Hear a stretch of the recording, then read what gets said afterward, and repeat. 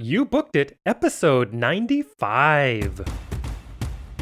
Hey, entertainers and performers of the world. I'm your host, Dane Reese, and welcome to You Booked It, where I chat with inspiring entertainment professionals 7 days a week. By digging into their journey, we're going to discover everything you need to do to have a successful entertainment career.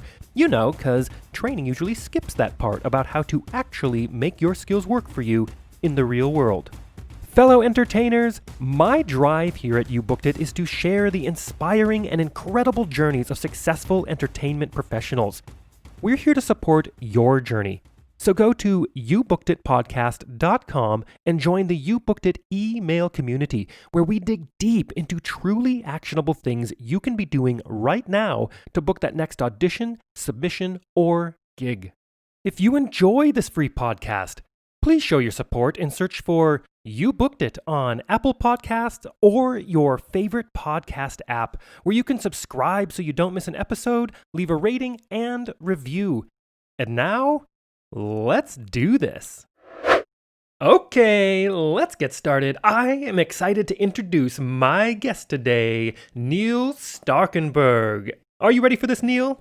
I think I am, Dane. All right. Neil is a multifaceted performer who has been seen on many stages across the country.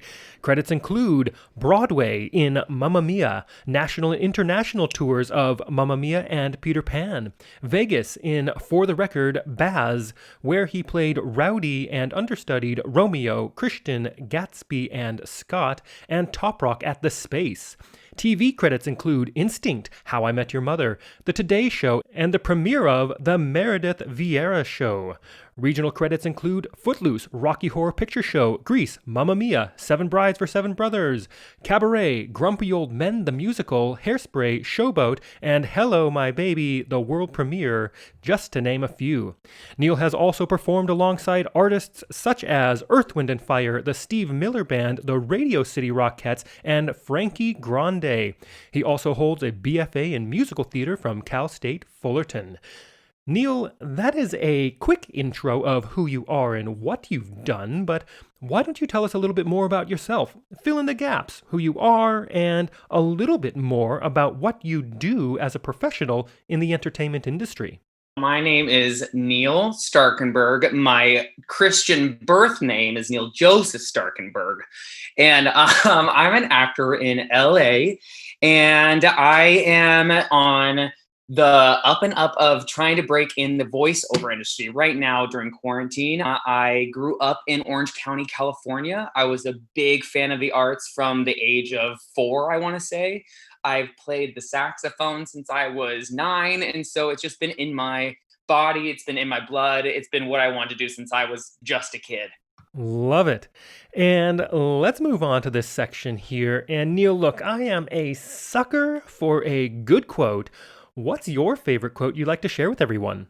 My favorite quote is one that I found long ago. It's by an idol of mine, Gene Kelly. It is, "You dance joy, you dance love, you dance dreams." I love that quote. And can you expand on that a bit and talk about how you've applied that to your career and your life? Sure. Singing and as well as dancing for me is a euphoric experience. It's that time of the day where I'm no longer Neil. I am something bigger. I am the kid that I was working for all my dreams. I just love the freedom that it brings. And that's part of You Dance Dreams that rang so clear to me growing up, because it is true bliss when I am performing and making people laugh and making people smile. That's why I know I was exactly meant to do what I'm doing.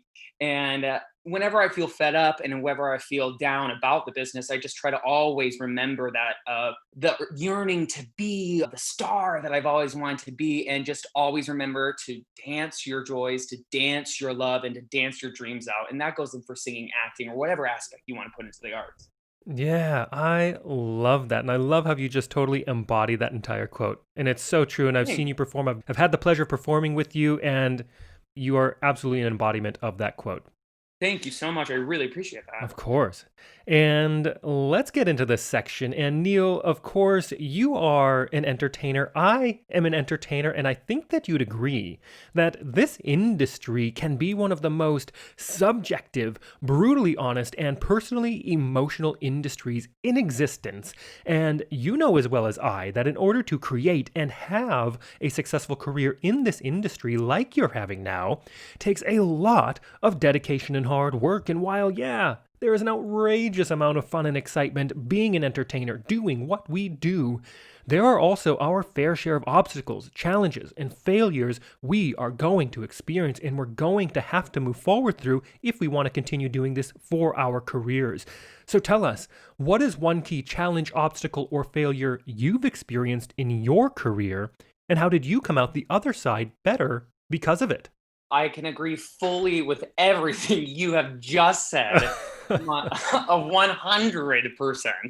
But the business in general is just an immense obstacle to overcome just alone by forging it by yourself to break into the industry with all the no's and you look like this and you're not like that. So just keeping your mind right and knowing that you are you and you're supposed to be doing you always is a top priority to always remember.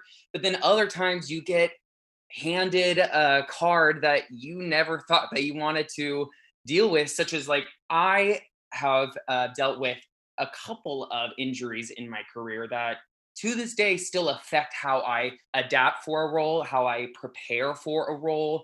And it's hard to get over that because you're getting older and you're not able to do the things that you're normally in your early 20s be able to do without a care in the world.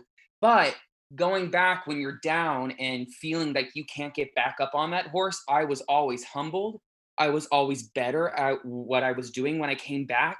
And honestly, my mind was ready and wanting to do my craft so much better than I was before. So sometimes you're not wanting to get the hands that you're dealt for the opportunities, but it's how you overcome them and succeed after is what truly defines you.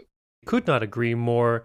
And I think you're right. I love how you said that when you got injured and you had to come back, that you had even more passion, even more love for what you were doing and this drive Yeah. to do it. And I think that also comes out of a refinement for what it is that you do. Because, like you said, when you're in your early 20s, you can pretty much put your body through absolutely anything, off stage Oh, and off yeah. stage, and just boop, next day you're bright-eyed, bushy-tailed, can slay it again and go Yeah, out and you do it all pop an over. ibuprofen and you're good to go. Exactly. But now you get, after you've been in this career for a little while, your body doesn't react the same way, which is totally fine. That's just Mm-mm. part of the journey.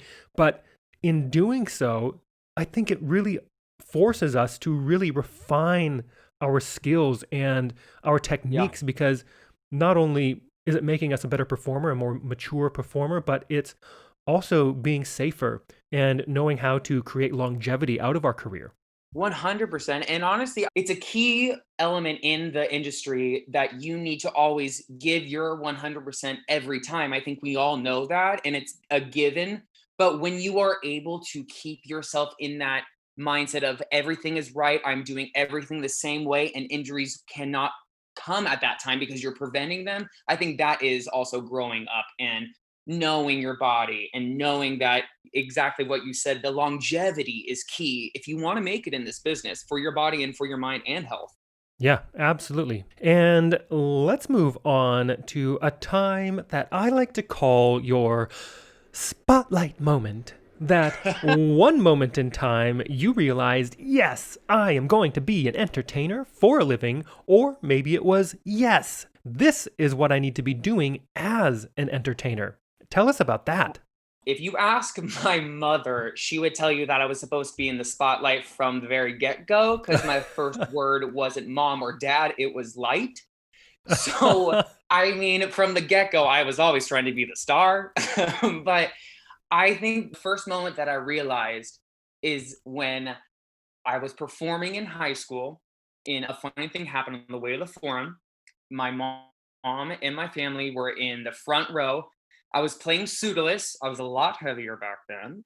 And I remember coming out for the last bow. I got the principal final bow, and everyone was standing and clapping. And I looked at my family and I realized that one, I'm actually kind of good at this, which is surprising to me. And also, I love this feeling, and I don't think you can recreate that feeling in anything that I've ever done in my life so far. So I want to go further with this. I want to keep feeling this feeling. I don't want it to stop. And so I think for that moment when I realized in that bow, I was like, I'm going to go do this. I'm going to go and try this out. I think was a beautiful moment for me and my family, but definitely my spotlight moment for me and my family was when I was, yeah, that's it. Yeah, I love it. And I want to piggyback on that real quick and talk about your number one booked it moment. Walk us through that day, the auditions and callbacks, if they happen to be a part of it. What was going on in your life, and what about that moment makes it your favorite booked it moment? Sure. It would have to be the Broadway call that everyone dreams of getting when you're starting in this career. I was actually touring with the company already of Mamma Mia, and I actually, oddly enough, was in Vegas. I was about to go indoor skydiving right behind Circus Circus, Yeah. and we got there, and my agent left me a message, and I said to my roommate Tucker, hey, you go sign us in. I'm going to call my agent. It's probably for a self tape that I have to do that I don't want to do, or something. I'm already booked. I got on the call and she goes, Neil, are you sitting down? I was like, no, I'm about to go indoor skydiving. So complete opposite. And she goes, you're not going to California anymore on this leg of the tour. I was like, why not? Did I get fired? She goes, no, you're going to Broadway. And I go, are you kidding? Are you joking? She goes, no, you leave in 6 days to go perform with the Broadway production, and you are uplifting your role, which I was Pepper mainly. That was my main role. And I understudied Sky, which is the other principal role, which has never been done on the Broadway stage ever. But they adapted my exact track I had on the tour to the Broadway production in 6 days for me. It was unreal. I went numb. I cried. I called my mom. We cried more. I called my sister. We cried even more. And then I went indoor skydiving and screamed my lungs out. It was honestly the best day of my life. Oh my God, I love that story. That's so good. And the fact that you're going indoor skydiving The is guy actually amazing. thought I was screaming because I was hurt in in the Yeah, midst of that fan going, but I was just screaming because I was so elated. yeah. Oh, I love that story. That's so great. And let's take a moment to talk about the present. Actually, I want to back up real quick. Sure. So, when you got to New York and you opened in New York, talk about that a little bit. Wow, what a whirlwind. I remember I was thrown into the show. I met the cast that I only knew one person in the cast. And oddly enough, we dated in high school, me and her. She was like a college, like a high school sweetheart. But I got there, I didn't know anyone, and I got put right into the show. And I ran with that show for 3 years until its closing in 2015. And I remember, talk about another spotlight moment. I remember my entire family being in the front row again, my first bow as a principal on the Broadway stage. And it was a whole nother feeling of full circle. And this was just beautiful. But I closed that show, and it was one of the highlights of my career and highlights of my life for sure. That is amazing. I love that story. Dang. So good. It was beautiful. I'm not going to lie. Yeah, it's great. And let's take a moment to talk about the present. What Absolutely. projects are you working on now? What are you looking forward to? And it's a weird time. We are amidst this global pandemic. How do you see the entertainment industry moving forward in the next couple of years? First off, I'm looking forward to seeing people in human form again. 3D. Oh, exactly. Yeah, in 3D form.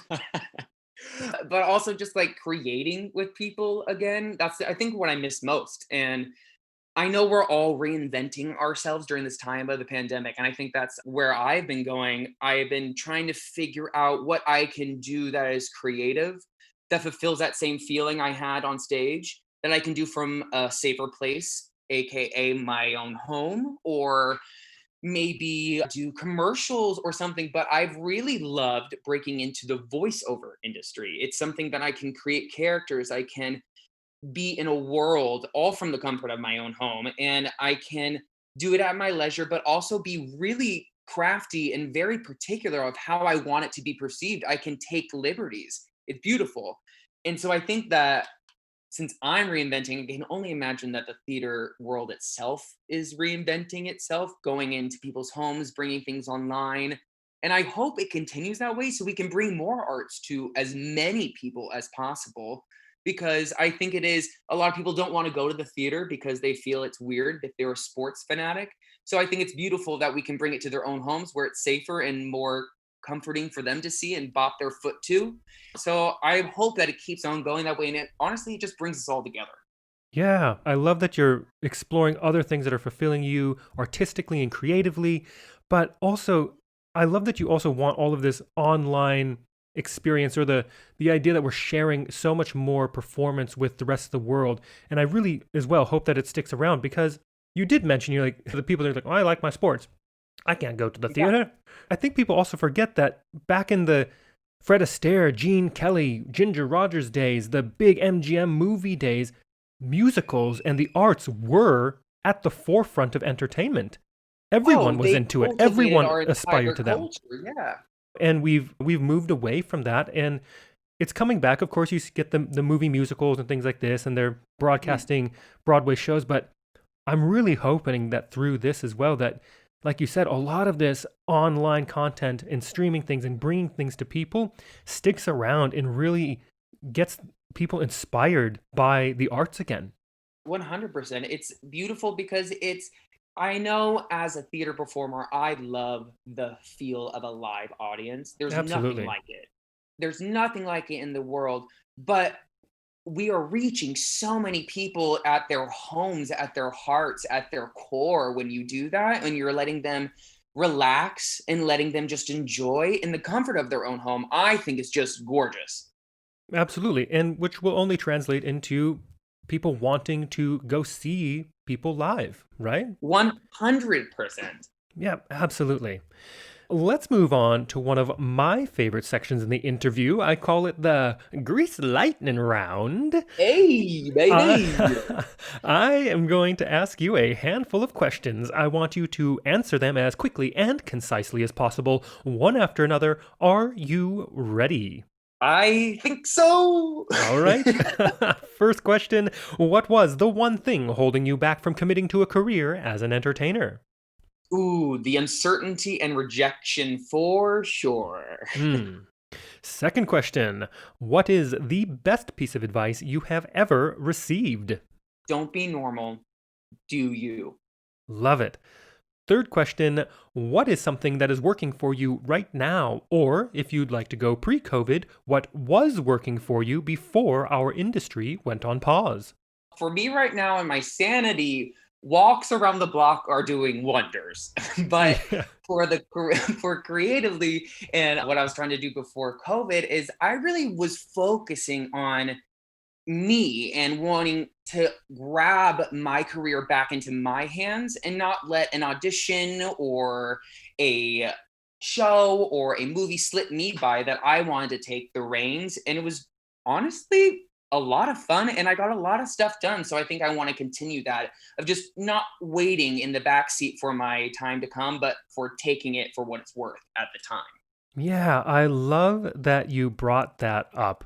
That you said, I'm going to take the reins of my career because I feel like it can be so easy to get into, you're just going to the gig, and all of a sudden you realize, you're like, I'm just taking what's coming at me. Not to say that's a bad thing, but you might be taking too much. You're just taking things because they come at you, not really putting much thought into if you actually want to be doing them or not, or if they're actually artistically fulfilling, that they're just giving you that paycheck.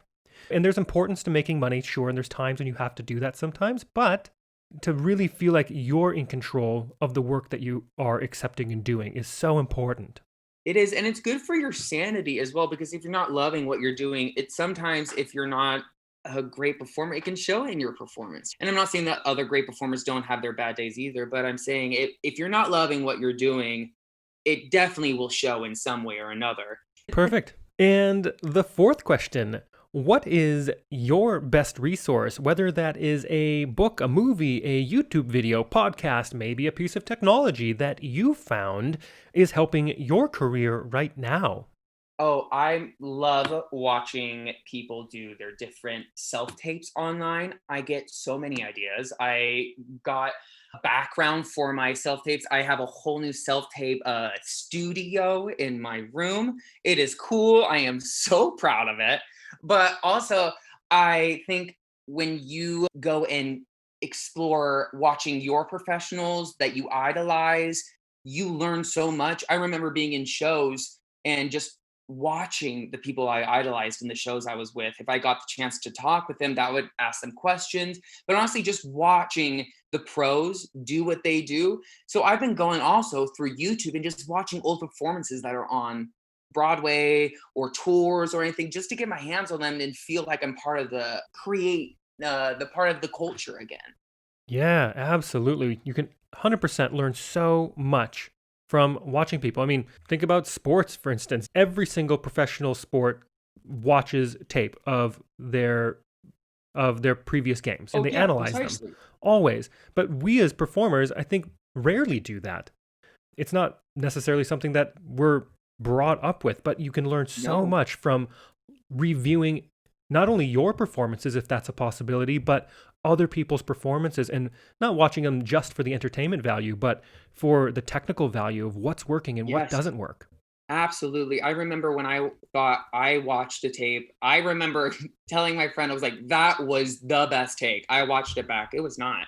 But then I watched it. That next take was so much better because I knew what my body was doing. I knew what I was portraying and I could hone it and tweak it to what I wanted the audience to see, you know? So Absolutely. it is just like taking the time. For sure. And the fifth question, if you had to start your career from scratch, but you still had all the knowledge and experience you've collected from your career in this industry, what would you do or not do? Would you do anything differently or would you keep it the same? Ooh, that's a good question, Dave. That's real good. I don't know. I think I would do a lot of the things the same, not because I thought they were great at what I did. I just am so happy with the memories and the opportunities that I was given in my lifetime. They've been amazing and they've always treated me with such kindness in anything that I've done. So I don't want to change anything that, but I do want to say I would try to be more focused on my craft at a young age and not so focused on the accolades and the celebrations after, which are fun in itself. But I would tell my younger self, you will find so much more joy in the dedication and determination that you did for that role. And the payoff you have and the pride you have that you did is way more than a person that's a stranger, a reviewer, or a peer can ever give you. It's that internal monologue that you're saying, I did this. I am a star because I put in the work. You put in the work. You said it right there. Yeah. And the last question, what is the golden nugget knowledge drop you've learned from your successful career in this industry you'd like to leave with our listeners? It goes back to one of the quotes I think I just repeated earlier. It's do you and be you. Don't be normal. Find what makes you special because it took me a long time to figure that out in my career.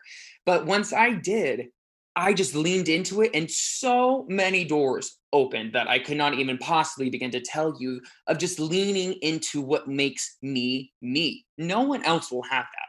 No one else on this earth has your eyes, has your smile, has that mole. So lean into it, embrace it, because that is what truly will make you shine. Absolutely. Love that.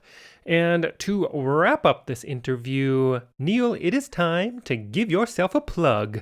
Where can we Hey, find you? How do our listeners connect with you? Is there anything you want to promote? I would love to promote anybody that wants to learn how to play the saxophone or acting or dancing or hone in your craft. Go to my website, neilstarkenberg.com. We can FaceTime, we can Zoom, we can do whatever you want. Also, if you want to find me on any of the socials, I am on NJ Starkenberg on all socials, TikTok included. And I am just so thankful for you having me, Dane. Thank you. This was great, and I am so honored to be a part of this. Oh, thank you so much. And for everyone listening out there, I have put the links to all of his socials, his website, all that in the description of the episode so you can easily connect with Neil. And Neil, thank you for those words. And thank you for taking the time to be on the show today. It's been a pleasure to speak with you. Absolutely. And you as well, Dane. Thank you so much. Thank you so much for joining us today.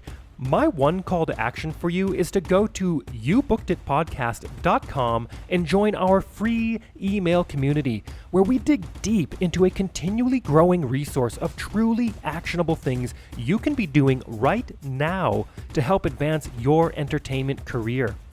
Don't miss an episode. We have a new guest 7 days a week.